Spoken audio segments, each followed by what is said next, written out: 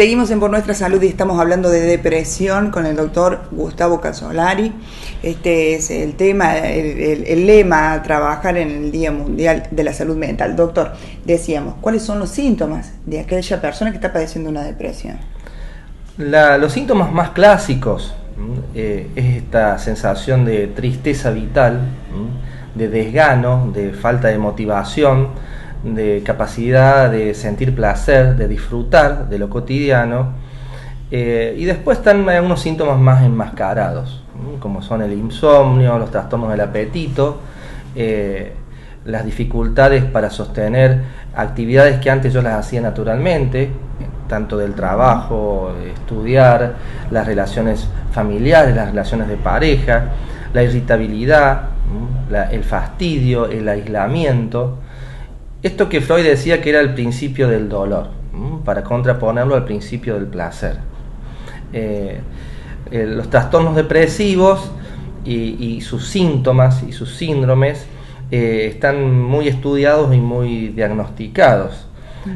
Por eso nosotros decíamos que no es responsabilidad solamente de aquellos que están más aproximados a la salud mental, sino que es una responsabilidad de todo el sistema sanitario. Claro. Es decir, el diagnóstico temprano por parte de un médico generalista, del equipo de salud, de un psicólogo comunitario, de un trabajador social. Y también, ¿por qué no decirlo? Esto de la prevención y la promoción de la salud hace que entre nosotros mismos nos ayudemos a diagnosticarnos a tiempo, porque debemos decir que es muy crónica esta enfermedad y que tiene muchas recaídas. Es decir, a lo largo de la vida hay un alto porcentaje, mucha posibilidad, digamos, que un 30% de que algunos de nuestros vecinos, de nuestros familiares, tengan un trastorno depresivo. Lo sufren más las mujeres, hay un componente hormonal y psicosocial, claro. y se subdiagnostica también en los niños y en los ancianos. Esta cosa que tenemos de que, bueno, que el anciano tiene que quedarse quietito en un rincón, y muchas veces ese anciano está depresivo y necesita tratamiento. Claro. O el niño con sus enmascaramientos. Hay un sobrediagnóstico de estos síndromes de hiperactividad, claro, y de falta sí, de cierto. atención, y a veces son de origen afectivo. Por eso es tan importante esto que decíamos al comienzo, de que haya accesibilidad oportuna al diagnóstico de este tipo de enfermedades. Es decir, en todas las escuelas, en todos los barrios, en todos los centros asistenciales periféricos, debería existir la oportunidad de que un médico con capacitación, un psicólogo, o yo te digo, un trabajador social, pueda precisamente hacer un escaneo, digamos, de la población para ver si existe algún trastorno afectivo. Esto en algún momento, cuando estaba en aquella época de la sociedad con un alto porcentaje de conciencia política e ideológica, que se llamaba del bienestar, antes de la achique, antes de lo que decíamos el neoliberalismo, se había pautado estos equipos de salud familiar que tenían esta función. Sí. Ahora, cuando vos esperás que una persona que tenga precisamente todos estos síntomas concurra a la guardia de un hospital, concurra a un especialista, cuando precisamente no puede ni moverse de la cama a veces. ¿Sabe, doctor? Y no es porque uno hace tanto tiempo que uno está trabajando en esto, que me pasa y me llama mucho la atención y a veces hasta me causa lágrimas, que me llaman madres para decirme que tienen a su hijo casi secuestrado en su habitación, encerrado, no quiere salir, no quiere relacionarse con nadie, esta mamá asustada, no quiere ser asistido. Y bueno, y uno cuando dice, ¿podrías ir? ¿Y qué voy a poder ir si nosotros acá damos 10 turnos y estamos, digo, es como que todo indica, ¿no? Que estamos sobrepasados con respecto a este tema, ¿no? Sí, sobrepasados. Y con muy poca recurso humano. Muy poco recurso humano y bueno, y la gente busca cómo puede salir de esa situación. Claro. Una de esas salidas es precisamente las adicciones.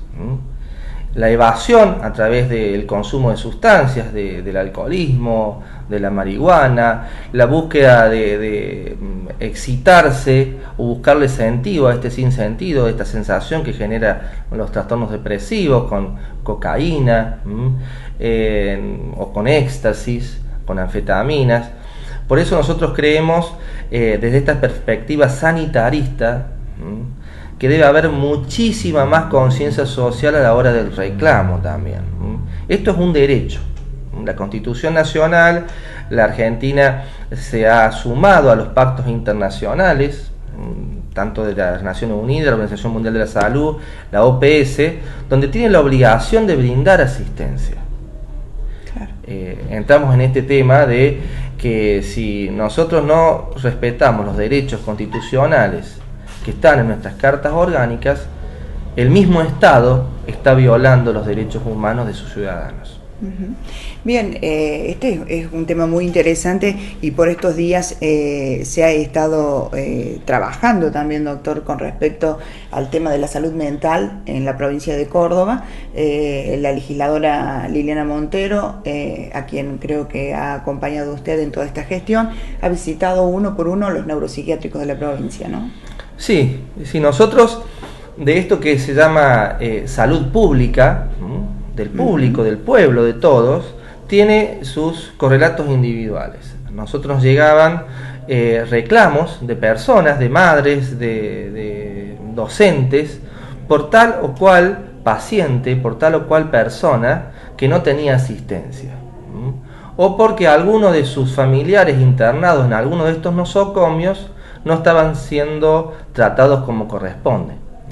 Entonces, a partir de esas cuestiones personales, nosotros fuimos a investigar estos institutos, estos nosocomios monovalentes, es decir, que solamente se dedican a la salud mental, donde tendrían que estar los recursos y las pautas de tratamiento, y así recorrimos Oliva, recorrimos Santa María de Punilla, el Hospital Neuropsiquiátrico, Belleville, hace el 2007 que venimos reclamando por las condiciones de nuestro hospital. Fuimos también al Instituto Provincial de Alcoholismo y Adicciones, a la Casa del Joven, al Centro Psicoasistencial de Agudos Judiciales, y en todos lados nos encontrábamos con lo mismo, con la violación de las normas más mínimas. Encontramos homicidios de un paciente con otro, abusos sexuales de un paciente con otro, hombres en salas de mujeres, niños junto con adultos, retraso mental, que son como niños, sometidos a veces a pacientes que tienen un trastorno de la personalidad de tipo psicopático, sociopático, es decir, que a veces los sometían no solamente físicamente, sino moralmente, los obligaban a comprar o vender drogas, o directamente le tomaban los medicamentos. Algunos con códigos carcelarios, digamos, abusaban de otros pacientes.